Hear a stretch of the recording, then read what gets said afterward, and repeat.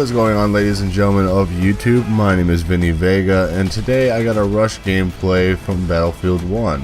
This is of course in the open beta on the Sinai Desert, the only map that's involved in Battlefield 1 open beta, and I really wish they would have included St. Quentin Scar into the open beta as well. I really enjoyed playing that during the alpha.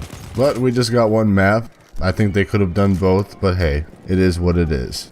Now, Rush is definitely my all-time favorite game mode in Battlefield. It's kind of what got me hooked in Battlefield franchise in the first place. Bad Company 2, Rush was excellent. Battlefield 3, Rush was great. And Battlefield 4, it kind of fell short because they tried to fit in the Rush maps with the Conquest maps, and it didn't work out quite as well. I mean, I guess you could argue they did that with Battlefield 3 as well. It worked out a lot better in Battlefield 3. The maps were overall better designed. But there is some critiques about this map in particular, about Rush, that I'd like to address. So let's start with the player count. Currently the player count is 24 players. That's even on PC, not just on the console. 24 players is simply not enough for Rush, especially when you account for vehicles. And right now there's 2 tanks for each team. And if you have like 2 heavy tanks going, that's pretty much like almost your entire team if everybody's in the tanks. You need that healthy balance between infantry and vehicles in order to get the objectives. And of course, the simple solution to this would be to simply add more players. Like in Battlefield 4, you would have at least 32 players, 48 count and a 64 count. Now, 64 players is definitely way too much for Rush, because just the way the linear path is for Rush, it's way too clustered at that point. But 48 players feels like that perfect balance in Rush game mode.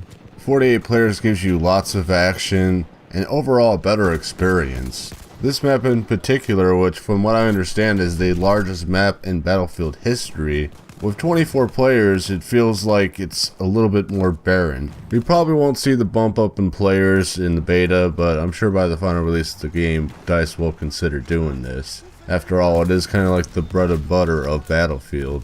At the very least, once we're able to rent servers, server admins will probably bump up the player count as well. One thing they did change in the open beta towards the end of it, they actually got rid of the timer for Rush, and hopefully that remains for the final release of the game. At first they had a timer counting down from 10 minutes at each objective point, and they also had the ticket bleed system. So in other words, you got the timer emphasizing that you need to go balls out and get that objective before the 10 minutes runs out. And then you have the ticket bleed, where if you lose all 75 of your tickets, you also lose. So it just didn't make sense and it didn't blend well, and I'm glad they got rid of the timer, and hopefully, like I said, it stays that way. Because Rush has always been done with that ticket system, and it should remain that way. Now, I for one think that this map is perfect for Rush, and some of you may not agree with me, but I feel that just with the right adjustments that it could be excellent, and be even more fun and flow a little bit better. Now, the first set of MCOMs, or telegraphs that they're called now, isn't too bad, but when you get to the second set, it's basically wide open space desert, and I understand that it's supposed to be a desert map. However, at this point it feels like you either go sniper or go home as infantry. There's not too much cover on the way there as far as attacking goes. Meanwhile, the defending team has a big mountaintop to sit on, the big overarching hill, and so many little creeping spots to snipe from that it's really difficult to get through it as infantry. Now, if you have a competent tank driver, however, this will change the tide a little bit, and you can have that tank watch the objective while you arm. But when it comes to just infantry, say you lose your tanks because they have tank drivers as well that are doing very good, then that's when you're in a situation where it's very difficult to capture those telegraphs. It's so weird saying telegraphs instead of MCOMs. And speaking of the telegraphs too, you can, as a defending team, you can actually arm an artillery strike, but I haven't really seen it go down per se.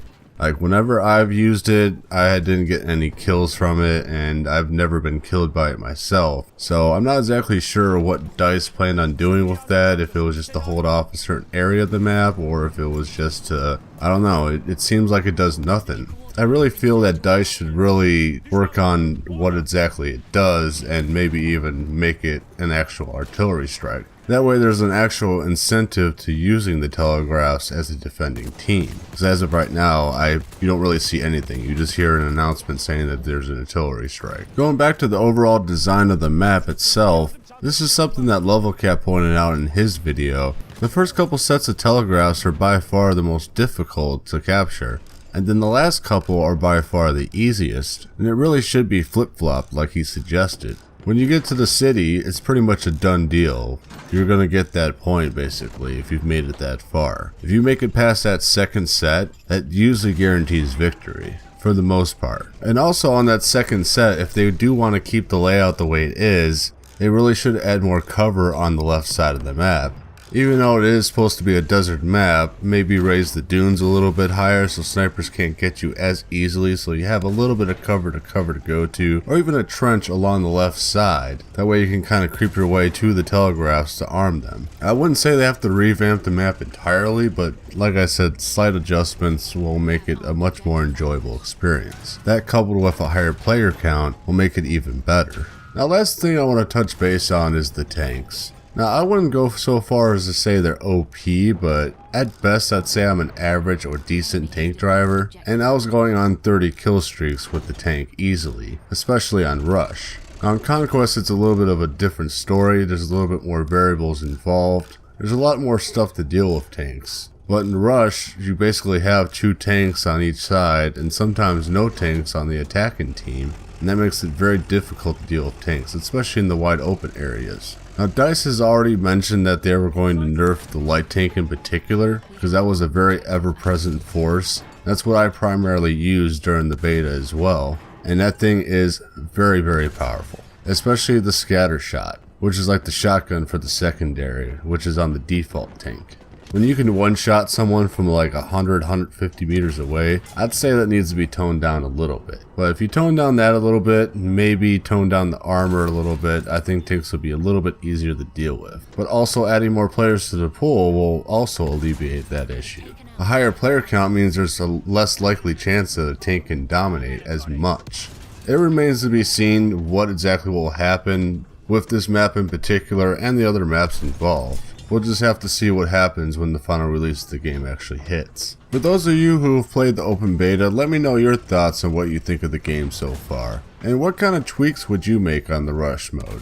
Hope you guys have a badass day today, and I'll see ya on the next one.